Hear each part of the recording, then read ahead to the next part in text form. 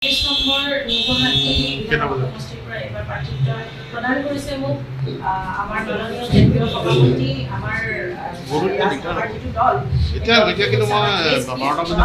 Party তাৰ কেন্দ্ৰীয় president আমাৰ তেখেতৰ নেতৃত্বত আগবাঢ়ি গৈছোঁ আৰু আশা কৰোঁ গুৱাহাটী সমষ্টিবাসী ৰাইজৰ মাজত কিবা এটা কৰাৰ আশাৰে আগবাঢ়িছোঁ। আপোনালোকৰ আশীৰ্বাদ লাগিব, আপোনালোকৰ সকলোৰে চাপৰ্ট লাগিব আৰু কোনো ডাঙৰ ধনবল বাহুবল একো নাই আমাৰ লগত। আমি শুদ্ধ অন্তৰেৰে একাগ্ৰতাৰে আৰু এটা নতুন যুগৰ সূচনাৰে আগবাঢ়িবলৈ আমি প্ৰতিজ্ঞাবদ্ধ। এইখিনিয়ে মোক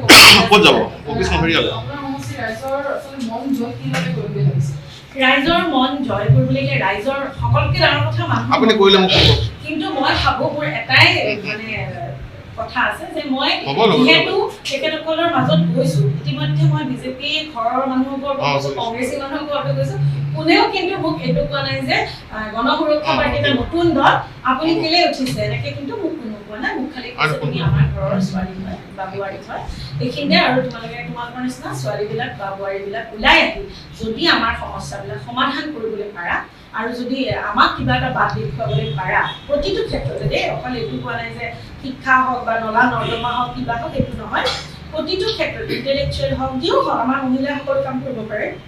গতিকে এইখিনি মই তেওঁলোকৰ পৰা আশীৰ্বাদ পাইছোঁ কাৰণে, সাহস পাইছোঁ কাৰণে আমি আগবাঢ়িছোঁ। মই জানো যে মই নাজানো যে এইটো হ'ব পাৰে কি মই বহুত ভোটত জয়লাভ কৰি মই এনেকৈ ক'ব নোৱাৰোঁ, কাৰণ এটা বহুত ডাঙৰ দল আমাৰ চৰকাৰ গঠন কৰিছে, ইতিমধ্যে খুব বাহুবলী দল এটা আছে আৰু সিদ্ধাৰ্থ ভট্টাচাৰ্য ডাঙৰীয়া আমাৰ হাইকোৰ্টৰে ছিনিয়ৰো হয়, তেখেতে বহুত ডাঙৰ ছিনিয়ৰ মানুহ, কিন্তু এইটো নহয়, আমিতো পৰিৱৰ্তনৰ কাৰণে ওলাই আহিব লাগিব, কোনোবাইতো মাত মাতিব লাগিব। গতিকে তেওঁলোকে মোক আদৰি লৈছে। মই এইখিনিয়ে ভাবোঁ যে মই যিখিনি তেওঁলোকৰ ওচৰত মানে গোহাৰি দিছোঁ, মানুহখিনিয়ে মোক সহায় কৰিছে, কনফিডেঞ্চ মই সেইখিনিলৈকে কনফিডেণ্ট, কাৰণ মই জানো যে একো বেয়া ধৰক উদ্দেশ্য বা একো মনত লোভনীয় হেৰি নোহোৱাকৈ আগবাঢ়ি আহিছোঁ আৰু ইমান ডাঙৰ এটা আমাৰ নিজৰ জেগা আৰু য'ত জিকিবলৈ সঁচাকৈ আজিৰ দিনত প্ৰতিটো জেগাতে বিজেপি ইমান বেছি হুংকাৰ, তাত জিকিবলৈ সঁচাকৈ প্ৰতিটো জেগাতে টান। কিন্তু সেইবুলি আমি যে আগবাঢ়ি নাহিম, আমি যে নিজৰ এটা নতুন মুখ ওলাই নাহিব বা আমি কাম কৰিবলৈ আগবাঢ়ি নাহিম, সেইটো নহয়।